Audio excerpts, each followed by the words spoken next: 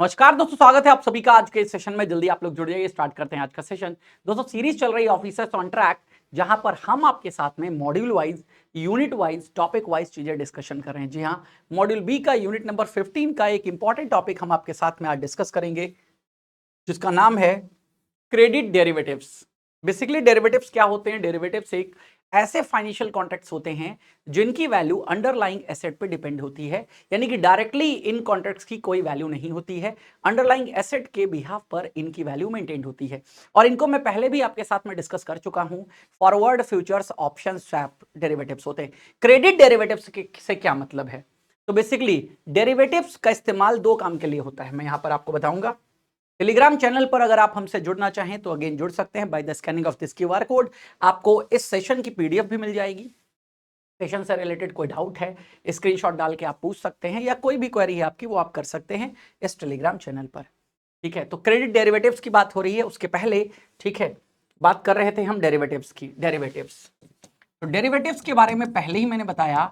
Derivatives क्या हैं? एक प्रकार के फाइनेंशियल कॉन्ट्रैक्ट्स हैं। फाइनेंशियल कॉन्ट्रैक्ट हैं जिनकी वैल्यू किस पे डिपेंड होती है? जिनकी value is depend on underlying asset. Value is depend on underlying asset. Underlying asset, ध्यान रखिएगा, अंडरलाइंग एसेट पर वैल्यू डिपेंडेंट होती है। अब बात आती है यहां पर डेरिवेटिव्स का इस्तेमाल, यूज, ठीक है, for to purposes. To purposes, कौन कौन से पर्पस होते हैं इसके? दो ही पर्पस होते हैं। पहला पर्पस क्या होता है? पहला पर्पस क्या होता है इसका? ठीक है, डेरिवेटिव्स का पहला जो पर्पस होता है वो होता है स्पीकुलेशन। स्पीकुलेशन यानी कि सट्टे के लिए। और दूसरा जो पर्पस होता है वो होता है for hedging. For hedging, hedging यानी सी, ठीक है, to avoid risk. To avoid risk, risk से बचने के लिए हेजिंग करी जाती है, हमेशा याद रखिएगा। तो अगेन बैंक्स जितने भी हैं वो किस लिए इस्तेमाल करते हैं? Banks use derivatives only for hedging, याद रखिएगा। Banks uses derivatives only for hedging, क्योंकि सट्टा का काम नहीं कर सकते। Only for hedging, only for hedging, सट्टे का काम नहीं कर सकते। रीजन ये है, जनता का पैसा है बैंक के पास में, जनता का पैसा सट्टेबाजी में तो नहीं लगा सकते ना, ठीक है, क्योंकि जा सकता है। तो क्रेडिट डेरिवेटिव्स किस लिए काम में आता है? तो बेसिकली ये जो क्रेडिट डेरिवेटिव्स हैं, क्रेडिट डेरिवेटिव्स ये काम आते हैं क्रेडिट रिस्क में। किस में काम आते हैं? क्रेडिट रिस्क में। क्रेडिट रिस्क आप जानते हो, क्रेडिट रिस्क का मतलब क्या हुआ? ठीक है, डिफॉल्ट रिस्क। सामने वाले ने लोन लिया है और डिफॉल्ट कर जाए तो यही होता है क्रेडिट रिस्क। यानी कि क्रेडिट का मतलब जो पैसा उधार दिया गया है वो आपको ना मिले, ये वाला रिस्क, ठीक है, उधार। तो क्रेडिट रिस्क से बचने के लिए ही क्रेडिट डेरिवेटिव्स का इस्तेमाल किया जाता है, ये बात समझ लीजिएगा। अब वो कौन कौन से क्रेडिट डेरिवेटिव्स में ऑप्शंस आते हैं जो आपको बचा सकते हैं क्रेडिट रिस्क से? यानी कि अगर कोई डिफॉल्ट कर जाए तो भी आपका लॉस ना हो, तो कैसे आप उनसे बच सकते हैं, समझिएगा। यहां पर सबसे पहले आता है क्रेडिट डिफॉल्ट स्वैप। देखो स्वैप यहां पर आ गया, स्वैप भी डेरिवेटिव्स होते हैं। डेरिवेटिव्स के बेसिकली चार पार्ट्स होते हैं, समझ लीजिएगा। डेरिवेटिव्स, इसके चार पार्ट्स होते हैं। कौन कौन से? फॉरवर्ड कॉन्ट्रैक्ट इसका पार्ट होता है, इसके पहले के सेशंस में डिटेल में पढ़ाया हुआ है, आप देख सकते हैं। फॉरवर्ड होता है, फ्यूचर्स होता है, ऑप्शंस होता है, ऑप्शंस होता है, और स्वैप होता है। यहां पर ये चार ऑप्शंस होते हैं। तो स्वैप की बात यहां पर हो रही है। स्वैप का मतलब होता है, ठीक है, एक्सचेंज कॉन्ट्रैक्ट्स, यानी कि अदला बदली कर लीजिए, दैट्स इट, अदला बदली कर लीजिए, एक्सचेंज, ये स्वैप। तो क्रेडिट डिफॉल्ट स्वैप के लिए क्या किया जाता है?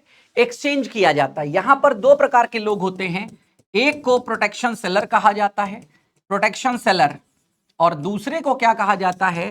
Protection buyer. जो सुरक्षा को खरीद रहा है उसे प्रोटेक्शन बायर कहा जाता है। यानी कि बैंक्स यहां पर क्या हो जाते हैं? बायर हो जाते हैं, और जो अदर लोग इसको बेच रहे हैं, तो आपको क्या करना पड़ता है? इनको ये स्वैपिंग करनी पड़ रही है, ठीक है। प्रोटेक्शन बायर जो है एक प्रीमियम पे करेगा। जो प्रोटेक्शन बायर है वो क्या कर रहा है? एक प्रीमियम पे कर रहा है। किसको पे कर रहा है? प्रोटेक्शन सेलर को पे कर रहा है। किसको पे कर रहा है? प्रोटेक्शन सेलर को पे कर रहा है। किस बात के लिए पे कर रहा है? प्रोटेक्शन सेलर को पे कर रहा है प्रीमियम इस बात के लिए कि अगेन अगर ये वाला अमाउंट हमको समय से नहीं मिला या ये जो क्रेडिट हमने लोन बांटा है ये डिफॉल्ट हो गया तो तुम पेमेंट करोगे, और वो इस बात को एक्सेप्ट कर रहा है क्योंकि वो प्रोटेक्शन बेच रहा है, उसके बदले में आपने प्रीमियम लिया है। अब अगेन समझिएगा, ए ने बी को एक लोन दिया है 10,000 रुपए का। कितने का? 10,000 रुपए का। 10,000 रुपए का लोन दिया हुआ है, ठीक है। अब 10,000 रुपए का लोन दिया गया है। अब यहां पर समझिएगा, ठीक है, ए ने सी से एक कॉन्ट्रैक्ट किया, स्वैप कॉन्ट्रैक्ट। स्वैप कॉन्ट्रैक्ट इस बात का है कि भैया अगर ये डिफॉल्ट करेगा तो तुम पेमेंट कर देना। तो ये हो गया प्रोटेक्शन सेलर, ये हो गया प्रोटेक्शन बायर। अब ये ऐसा क्यों करेगा कि इसका ये 10,000 रुपए का जिम्मेदारी खुद लेगा? ये जिम्मेदारी इसलिए लेगा क्योंकि इसको प्रीमियम मिल रहा है, इसको प्रीमियम मिल रहा है, और जरूरी थोड़ी ना कि ये बी डिफॉल्ट करे। अगर बी डिफॉल्ट करेगा तो ये पेमेंट करेगा, अदरवाइज ये पेमेंट थोड़ी ना करेगा, ठीक है। समझ गए? जैसे इंश्योरेंस कंपनी, ऐसे समझ लीजिए, आप इंश्योरेंस कराते हैं तो क्यों कराते हैं? क्योंकि इंश्योरेंस कंपनी यही काम कर रही है, वो रिस्क ले रही है, ठीक है, और अगेन आपको रिस्क बेच रही है कि भैया हमें प्रीमियम दो, तुम्हारी सिर की टेंशन हम लेते हैं, अगर तुम्हारी कार या तुम्हारी बाइक में कुछ हो जाएगा हम झेलेंगे, हम देंगे ना पेमेंट, क्यों परेशान हो रहे हो? वही वाली बात है। तो अगेन अब क्या होगा, अगर इवेंट हैपन होगा, अगर if credit event happens, credit event में क्या आता है, वो डिफॉल्ट कर गया सामने वाला जिसने लोन लिया है, या वो बैंकरप्ट हो गया, या वो फेल्योर टू पे है यानी कि भुगतान करने में असमर्थ है, तो ये जो प्रोटेक्शन सेलर है यानी कि सी जो है बी को पेमेंट कर देगा इसका डिफॉल्ट अमाउंट। जितने अमाउंट से डिफॉल्ट करेगा उतना अमाउंट ये पे कर देगा, क्योंकि उतने ही अमाउंट का यहां पर बता दिया गया इतने रुपए का लोन है, इसको दे रखा है, देन उस अमाउंट के बिहाफ पर जो बचा होगा वो ये पेमेंट कर देगा। तो ये हो जाता है क्रेडिट डिफॉल्ट स्वैप। अब इस क्रेडिट डिफॉल्ट स्वैप को करने के बाद हम क्या है, निश्चिंत हैं। एक सर्टेन अमाउंट ऑफ प्रीमियम मैंने दे दिया, उसके बाद अब मैं निश्चिंत हूं कि अगर सामने वाला उधार नहीं चुकाएगा तो कोई बात नहीं, हम क्रेडिट डिफॉल्ट स्वैप के तहत उसको हासिल कर लेंगे। तो हेज समझ में आई कि नहीं? रिस्क से बच गए कि नहीं बच गए, थोड़ा सा प्रीमियम पे करके। ऑफ बैलेंस शीट, अगेन याद रखिएगा, यहां पर लोन को ट्रांसफर नहीं किया जा रहा है सी को, ठीक है, सिर्फ रिस्क को ट्रांसफर किया गया है। जैसे आप इंश्योरेंस कंपनी से, ठीक है, इंश्योरेंस खरीद रहे हो तो आप सिर्फ रिस्क ट्रांसफर कर रहे हो, कार ट्रांसफर नहीं कर रहे हो कि ये कार तुम ही रखो तुम ही चलाओ, टूटे फूटे तो पेमेंट करना नहीं, सिर्फ रिस्क ट्रांसफर किया है, कार आप ही के पास रहेगी, खूब चलाओ आराम से। तो सेम एज लोन वगैरह, ठीक है, ये जो है ऑफ बैलेंस शीट एक्सपोजर्स होते हैं, क्योंकि इनको सामने से दिया कुछ नहीं गया है, सिर्फ रिस्क को ट्रांसफर किया गया है, और ये रिस्क भी अगर इवेंट हैपन होगा तो होगा। तो ये होता है दोस्तों credit default swap, credit risk से बचने के लिए किया जाता है। अब इसके बाद आता है टोटल रिटर्न स्वैप। अब रिटर्न यहां पर याद रखिएगा, देखो दो चीजें होती हैं जब हम कहीं पर कोई निवेश करते हैं, तो एक प्रिंसिपल अमाउंट होता है और दूसरा यहां पर क्या होता है, सॉरी, दूसरा होता है इंटरेस्ट। इंटरेस्ट यानी कि इसी को रिटर्न कह लीजिए, रिटर्न कह लीजिए, रिटर्न ऑन इन्वेस्टमेंट होता है ना, कि हमने क्या किया हुआ है, रिटर्न, ठीक है। तो यहां पर सिर्फ और सिर्फ क्या किया जा रहा है, रिटर्न की अदला बदली की जा रही है। किसकी अदला बदली की जा रही है? रिटर्न की। किसी भी प्रकार का जो रिटर्न आपको मिलता है उसकी बात यहां पर करी जा रही है। तो टोटल रिटर्न स्वैप में सिर्फ रिटर्न्स को बदला जाता है, प्रिंसिपल अमाउंट की हम बात नहीं करते। उससे मिलने वाला रिटर्न्स में अगर कोई प्रॉब्लम आती है, तो अगर आपने रिटर्न स्वैप खरीदा है तो आपको जो आपने मांगा था रिटर्न वही आपको मिलेगा।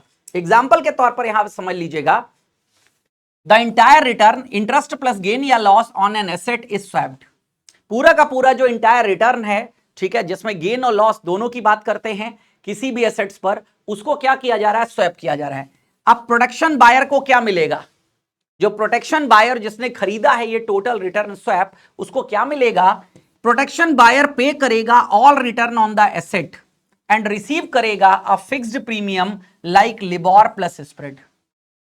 जो प्रोटेक्शन बायर को रिटर्न मिल रहा है वो रिटर्न फ्लोटिंग है, बदलता हुआ है, वेरिएबल है, तो वो उसको नहीं चाहिए, उसको एक फिक्स रेट ऑफ इंटरेस्ट चाहिए। तो जैसे लिबॉर दे दिया गया प्लस स्प्रेड दे दिया गया। तो जो भी टर्म्स हैं यहां पर, जितने समय के लिए, 2 साल 4 साल 5 साल, जब तक का कॉन्ट्रैक्ट किया गया है, आपको जो प्रोटेक्शन बायर है उसको लिबॉर प्लस जो भी स्प्रेड है फिक्स रहेगा, वो आपको मिल जाएगा। यहां पर कवर्स बोथ, क्या क्या कवर किया जा रहा है यहां पर? Transfer credit plus market risk. Credit का मतलब अगेन याद रखिएगा, ठीक है, सामने वाला ना दे तो भी आपको मिल रहा है क्रेडिट। और दूसरा मार्केट रिस्क। मार्केट रिस्क का मतलब बाजार का ये जो उतार चढ़ाव है उससे भी आपको फुर्सत मिल गई। Not just credit risk like CDS, ये क्रेडिट डिफॉल्ट स्वैप नहीं है कि डिफॉल्ट होने पर ही पेमेंट होगा। यहां पर आपने रिटर्न जो उस पर मिल रहा है ना इंटरेस्ट, उसका सौदा किया, क्योंकि इंटरेस्ट रेट अगर कम हो गया तो आपको कम मिलेगा यहां पर। तो आपने एक फिक्स रेट ऑफ इंटरेस्ट पे सौदा कर लिया है, ध्यान रखिएगा। ये भी ऑफ बैलेंस शीट होता है। यहां पर भी एसेट को ट्रांसफर नहीं किया गया है। ट्रांसफर क्या किया गया है? सिर्फ जो रिटर्न है इनको स्वैप किया गया है, इनको स्वैप किया गया है। और तीसरा आता है दोस्तों क्रेडिट लिंक्ड नोट्स।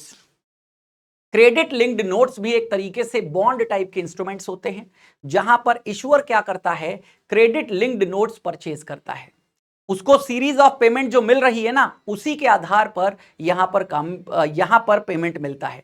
तो ये क्रेडिट लिंक्ड नोट्स किससे लिंक्ड होता है? क्रेडिट डिफॉल्ट स्वैप जो सीडीएस है उससे लिंक होता है। समझते हैं यहां पर, ये एक बॉन्ड इंस्ट्रूमेंट है जो लिंक्ड है एक क्रेडिट डेरिवेटिव्स। और यहां पर credit derivatives credit default swap की बात कर लें, क्रेडिट डिफॉल्ट स्वैप की बात कर लें। क्रेडिट डिफॉल्ट स्वैप अभी आपको मैंने बता दिया, उस क्रेडिट डिफॉल्ट स्वैप से इस बॉन्ड इंस्ट्रूमेंट को लिंक कर दिया गया, यानी कि बॉन्ड की जो रेट ऑफ इंटरेस्ट है वो सब किससे लिंक्ड है?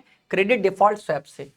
ऑन बैलेंस शीट, जैसे सीडीएस क्या है? ये ऑन बैलेंस शीट एक्सपोजर है। इसको बैलेंस शीट में मेंशन करते हैं क्योंकि यहां पर बॉन्ड इशू किया गया था। एक एसपीवी होता है, स्पेशल पर्पस व्हीकल, जो बॉन्ड इशू कर रखा है। अनलाइक सीडीएस, सीडीएस क्या है? Credit derivatives. Credit default swap क्या है? ये ऑफ बैलेंस शीट था क्योंकि यहां पर रिस्क ट्रांसफर किया जा रहा है, यहां पर रियल में फंड ट्रांसफर किया जा रहा है। तो सीएलएन क्या है? एक फंडेड एंड रिकॉर्डेड एक्सपोजर है। सीएलएन यानी कि क्रेडिट लिंक्ड नोट्स जो है ना, उसको आपको बैलेंस शीट पे शो करना पड़ता है। वाई यूज्ड, किस तरीके से? तो makes credit derivatives investable for capital market participants.